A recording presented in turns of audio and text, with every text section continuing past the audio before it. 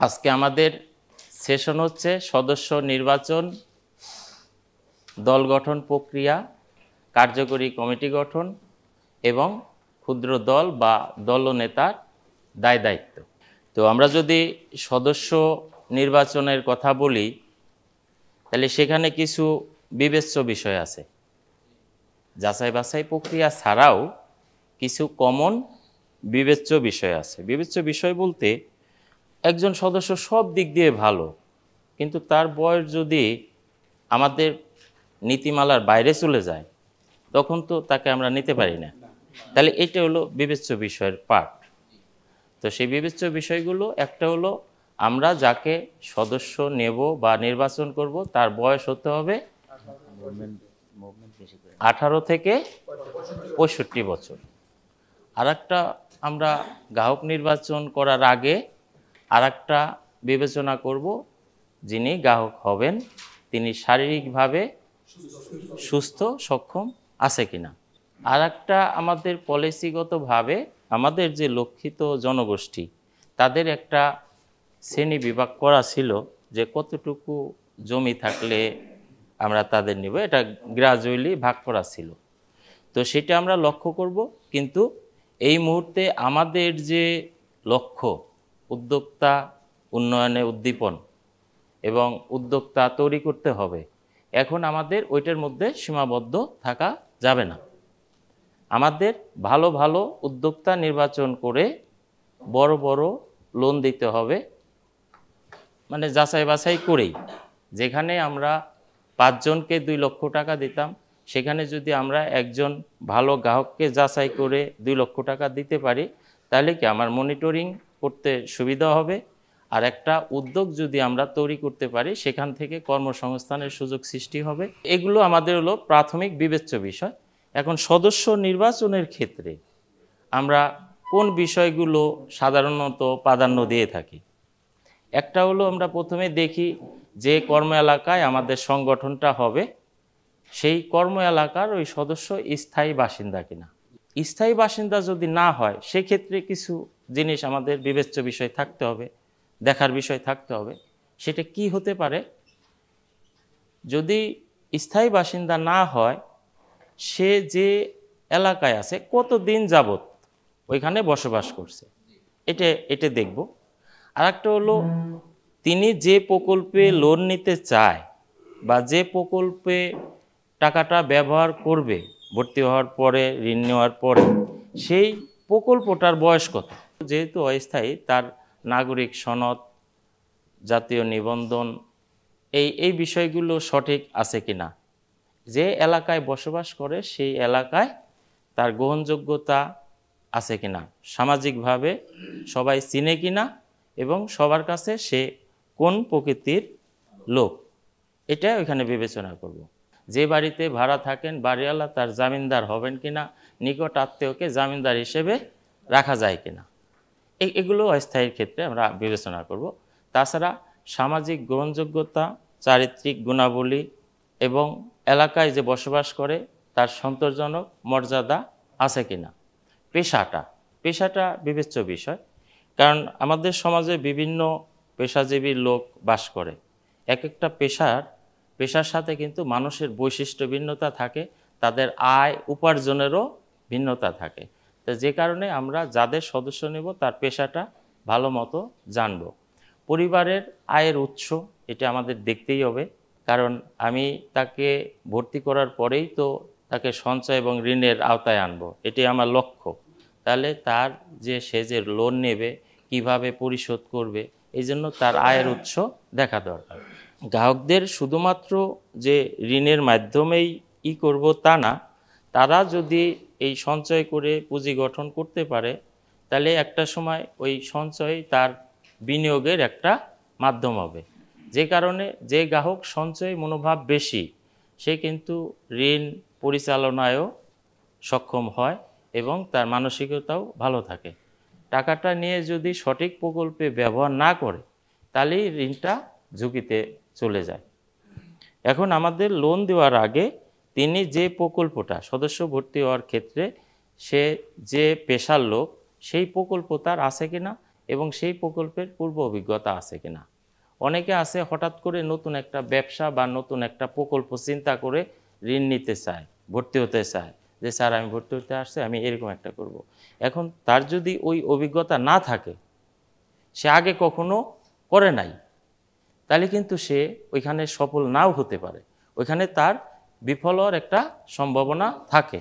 কিন্তু যার যদি ঝুঁকি আছে, কিন্তু তার যদি পূর্ব অভিজ্ঞতা থাকে, তাহলে সে ওই প্রকল্পে ভালো করবে। তাহলে আমাদের একটা জিনিস দেখা দরকার, সঠিক প্রকল্প তো অবশ্যই থাকতে হবে, পাশাপাশি যে প্রকল্প সেই প্রকল্পে তার পূর্বের অভিজ্ঞতা আছে কিনা। ঋণ পরিশোধের সামর্থ্য বিবেচনা তো করতেই হবে সর্বক্ষেত্রে। হিসাব, ব্যাংক হিসাব বা মোবাইল সলিউশন, অর্থাৎ আমরা এখন অনেক ক্ষেত্রে ডিজিটালাইজেশনের দিকে যাচ্ছি। তো সেক্ষেত্রে যে গ্রাহকের এই ধরনের অ্যাপসগুলো থাকবে, তার জন্য আমাদের জন্য সুবিধা, তার জন্য সুবিধা। মানে সে অর্থাৎ তার ব্যাংক অ্যাকাউন্টস থাকতে হবে, একটা বড় ঋণ নিলে তো বাধ্যতামূলক। তো সদস্য ভর্তির সময় আমরা বিবেচনা করব যে আপনার কোনো ব্যাংক লেনদেন করেন বা ব্যাংক হিসাব আছে কিনা, কিংবা আপনি বিকাশ, নগদ এই জাতীয় মোবাইল সলিউশনের সাথে লেনদেন করেন কিনা। এখন তো অনেকেই করে। তো এটাও আমাদের জানার বিষয়।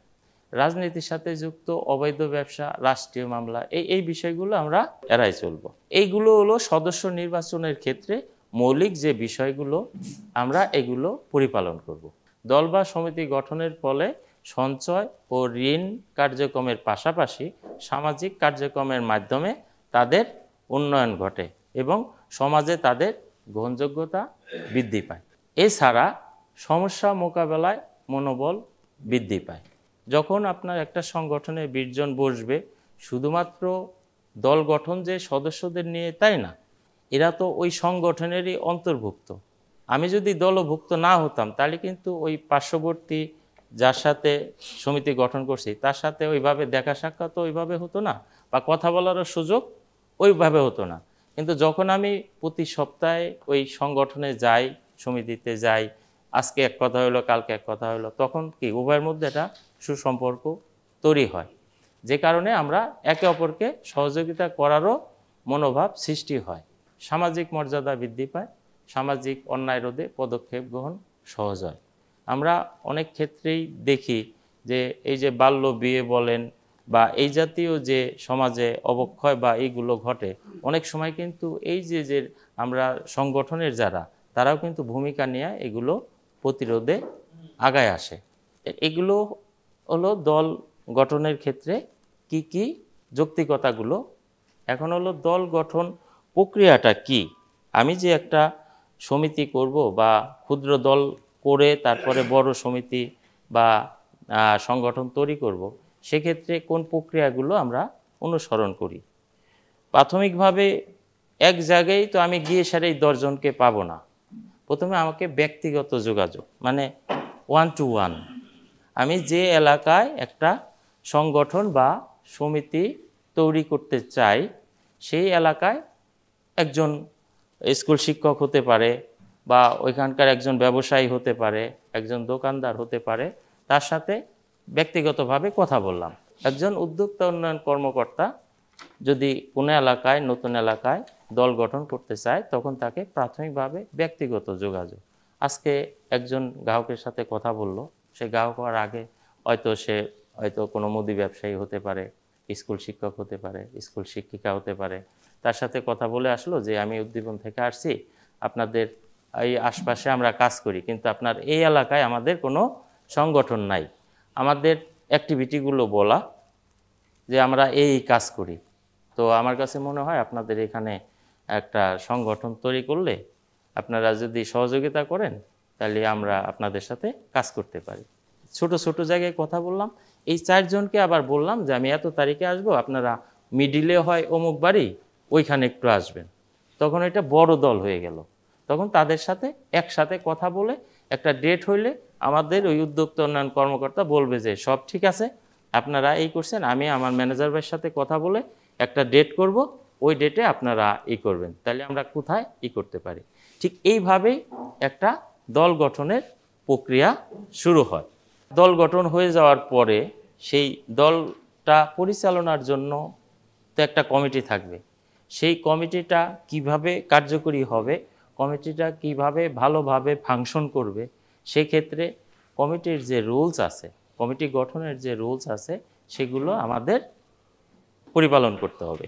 একটা সমিতিতে 5 জনের যদি একটা ক্ষুদ্র দল থাকে, সেই যে দলনেতা তার কি দায় দায়িত্ব হওয়া উচিত, আবার পুরো সংগঠন পরিচালনার যে কমিটি আছে, সভাপতি, সেক্রেটারি, সম্পাদক, কেশিয়ার, তাদের কি দায় দায়িত্ব থাকা উচিত। এখন আমাদের এই নেতা নির্বাচন করার ক্ষেত্রে আমরা যাকে এই দলনেতা বানাবো বা সংগঠন পরিচালনা কমিটির সদস্য করব, তাদের যে গুণাবলীগুলো থাকা দরকার সেটা কিন্তু থাকতে হবে। এই যে 5 জন বা এই যে 20 জন, এর মধ্যে উদ্যোগী সদস্য কে, তাকে আমার ক্ষুদ্র দল নেতা বানানো বা পরিচালনা কমিটির সদস্য বানানোটা উচিত হবে বা শ্রেয় হবে, এবং তিনি সৎ, সাহসী ও নিরপেক্ষ হবে। আমার আলোচনা এই পর্যন্তই। Thank you.